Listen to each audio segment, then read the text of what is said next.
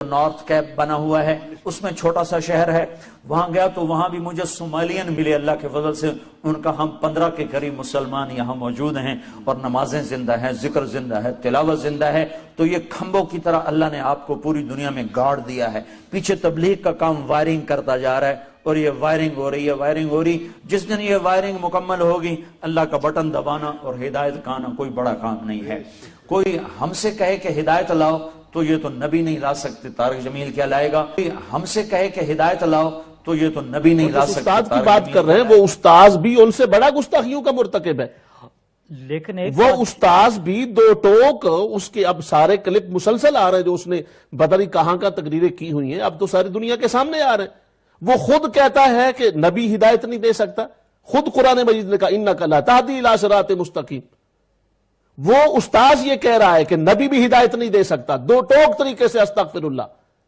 قرآن مجید میں اِنَّکَ لَا تَهْدِی إِلَىٰ صِرَاطٍ مُسْتَقِیمٍ ایک منکر قرآن ہو کر اور قرآن مجید کی صریح تعلیمات کی خلاف ورزی کر رہا ہے، اور ہم اس بات سے شرپسندی کوئی اپنا کرے گا یا باہر کا کرے گا، امپریشن کس بات کا نام ہے؟ ہزاروں لاکھوں امپریشن سرکار کے قدموں کی دھول پر قربان۔ ہم کیا کہہ رہے ہیں؟ ہم یہ کہہ رہے ہیں بندہ غلطی کر سکتا ہے، اس کا مطلب ہے بندے سے غلطی ہوتی، آپ جائیں گاڑی ٹکرا دیں، آپ جائیں کسی کو جو مرضی کہہ دیں تو آپ بعد میں کہنا کہ ٹھیک ہے جی میں نے معافی مانگ لی۔ یہ آسان تو ایک کلپ نہیں ہے، ان کی تو اب سارے کلپ ہی کلپ ہو گئے ہیں، سوشل میڈیا بھرا پڑا ہے ان سے، اور اس کے جو منٹور ہیں اور اس کا استاد ہے اس سے۔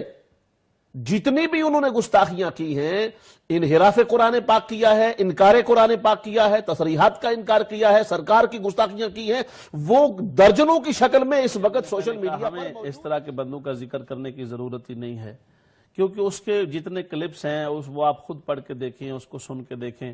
وہ کہتا ہے کہ ہم نے وائرنگ کر دی ہے، ہماری جماعت نے پوری دنیا میں وائرنگ ہم نے کر دی ہے، اور بجلی کا بٹن اللہ نے دبانا ہے تو ہر طرف روشنی ہو جانی ہے۔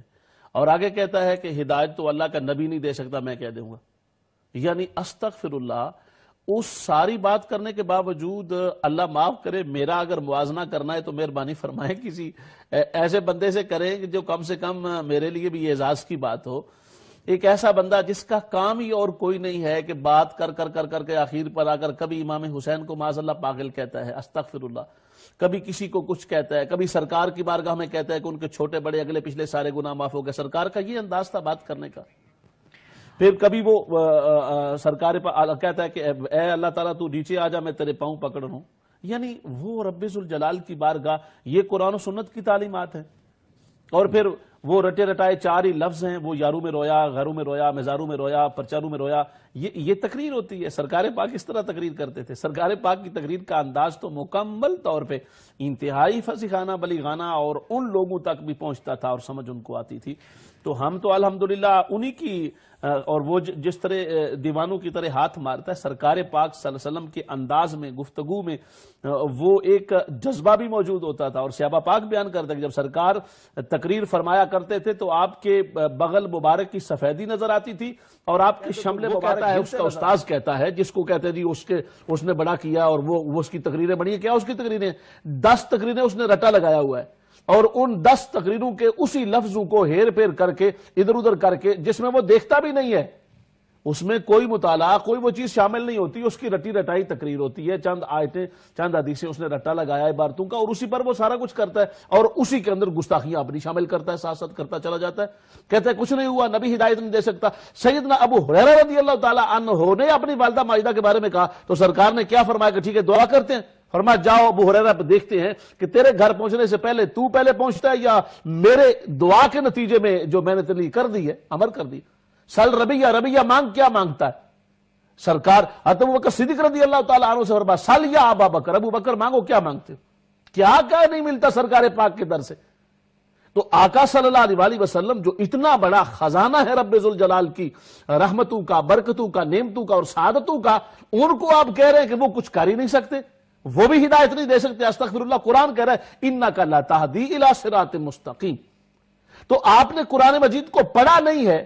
اگر وہ کہتے اتنا بڑا مبلغ ہے جی، اسمبلی میں جا کے تقریریں کرتا ہے، فلان جا کے تقریریں کرتا ہے، یہ کرتا ہے، اس نے یہ آیت نہیں پڑھی ہے، میں اپنے محترم بھائیوں اور بہنوں سے یہ عرض کرنا چاہتا ہوں جو ان کی وکالت کر رہے ہیں، اور ان کو عرض کرنا چاہتا ہوں کہ ایسی وکالت مت کرو، ایسے لوگوں سے فیور نہ کرو جو سرکار پاک کا وفادار نہیں ہو سکتا، وہ کسی کا وفادار کیسے ہوگا؟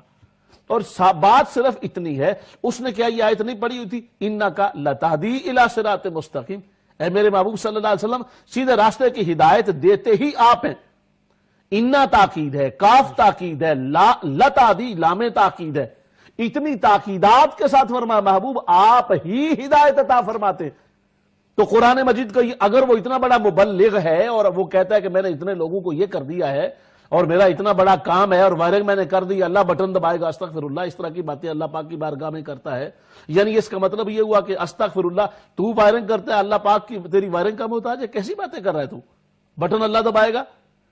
وائرنگ جو کچھ کرتا ہے رب ذوالجلال کرتا ہے، اور رب ذوالجلال کی بارگاہ سے اس کے فیض یافتہ پیغمبران گرامی قدر اور وہ فیض یافتہ ہستیاں ہوتی ہیں جو اس فیض کو مانتی ہیں۔ قرآن مجید کہہ رہا ہے کہ ہدایت ملتی ہے، سرکار کی بارگاہ سے بخشش ملتی ہے۔ جو بھی آیا ہے سرکار پاک کی بارگاہ میں، وہ آیا تھا تو اور تھا، جب حضور کی بارگاہ میں آ گیا تو وہ بدل گیا۔ آپ کو ان لوگوں کو وہ ان کے جو تمام واقعات حدیث کی کتابوں میں موجود ہے بڑی تفصیل کے ساتھ، ان کا پتہ نہیں ہے ان کو۔ تو وائز اور مبلغ کے لیے ضروری ہے کہ وہ جس ٹاپک پر بات کر رہا ہے اس ٹاپک پر اس کی جملہ نظر ہو، احادیث پر، قرآن مجید کی تعلیمات پر، ائمہ دین کی تشریحات پر، جو تعبیرات انہوں نے کی، تشریحات کی، تفصیلات کی، توضیحات ہیں، اس کا مخالف نقطہ نظر کیا ہے، اس کے اور اثرات کیا ہیں، اس کا بیان کرنے کا انداز کیا ہو کہ پبلکلی وہ بات پازیٹیولی لوگوں کے ذہنوں تک پہنچے۔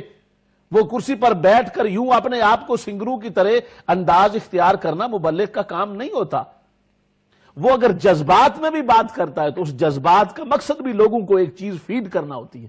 جذبات ہر انسان کے اندر ہوتے ہیں، ان جذبات کو اگر پازیٹیولی آپ موڑ دیتے ہیں تو پھر وہی جذبات انسان کے نہیں ہے۔ وہ ان کے بہت سارے مسلسل چکے وہ سوشل میڈیا پر ابھی عام ہوئے سلسلے، اور یہ کلپس بھی بہت پرانا ہے۔ یہ بھی جو لوگ کہتے ہیں معافی مانگ لی، اگر پرانا کلپ ہے تو جب ہوا تھا تو اس وقت معافی کیوں نہیں مانگی؟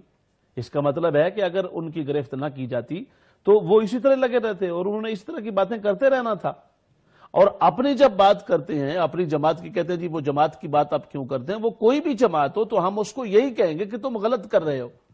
وہ کہتے ہیں ہماری جماعت نے فلاں کو بدل دیا، فلاں کو بدل دیا، فلاں کو بدل دیا، اور نبی پاک صلی اللہ علیہ وسلم کے بارے میں استغفر اللہ ثم استغفر اللہ کہتے ہیں کہ نبی پاک صلی اللہ علیہ وسلم عورت بدلتے نہیں، ایون کہ نبی پاک صلی اللہ علیہ وسلم نے اپنی بیوی کو